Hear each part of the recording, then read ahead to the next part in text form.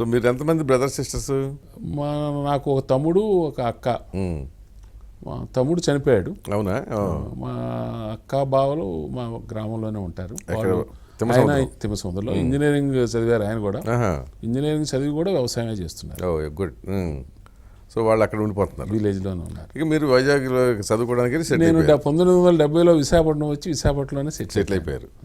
So ఇక తర్వాత దశల వారీగా మీరు పార్టీలో ఎదుగుతూ వచ్చారు. సో 2014 రాష్ట్ర అధ్యక్షుడు అయింది. 1991లో పార్టీలో క్రియాశీలంగా పాల్గొనడం. 93లో వి రామారావు గారు బీజేపీ రాష్ట్ర అధ్యక్షులైనప్పుడు ఆయన మీరు రాష్ట్ర బీజేపీకి ప్రధాన కార్యదర్శిగా ఉండాలని చెప్పి కోరారు. కాదన్నా కూడా ఆయన లేదు ఉండాల్సింది అన్నారు. వెంకయ్యనాయుడు గారు కూడా పార్టీలో పనిచేస్తే బాగుంటుందని చెప్పారు. దాంతో నేను 1993లో రాష్ట్ర పార్టీకి ప్రధాన కార్యదర్శిగా పనిచేయాలంటే యూనివర్సిటీలో ఉద్యోగం కొనసాగించడం కరెక్ట్ కాదనిపించింది. ఓకే. అప్పుడు వైస్ ఛాన్సలర్గా గోపాలకృష్ణారెడ్డి గారు ఉండేవారు.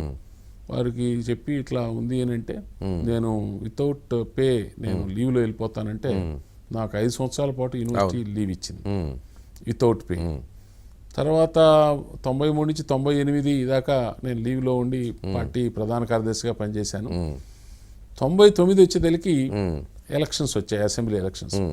అసెంబ్లీ ఎలక్షన్స్లో నాకు విశాఖపట్నం 1 నియోజకవర్గం నుంచి శాసనసభకు పోటీ చేయమని చెప్పారు. ఆ శాసనసభకు పోటీ చేయడం, గెలవడం. యూజీసీ నిబంధనల ప్రకారం శాసనసభకు కానీ పార్లమెంట్కి కానీ ఎవరైనా గెలిస్తే రాజీనామా చేయాల్సి వస్తుంది, అవసరం లేదు. లీన్ పీరియడ్ ఉంటుంది. ఆ పదవి ఎంతకాలం అయితే ఉంటుందో అంతకాలం కూడా యూనివర్సిటీ నుంచి లీన్ ఇమ్మంటారు. అదే లీన్ పీరియడ్. లీన్ ఇచ్చారు. 2004 వరకు 99 నుంచి లీన్ వచ్చింది.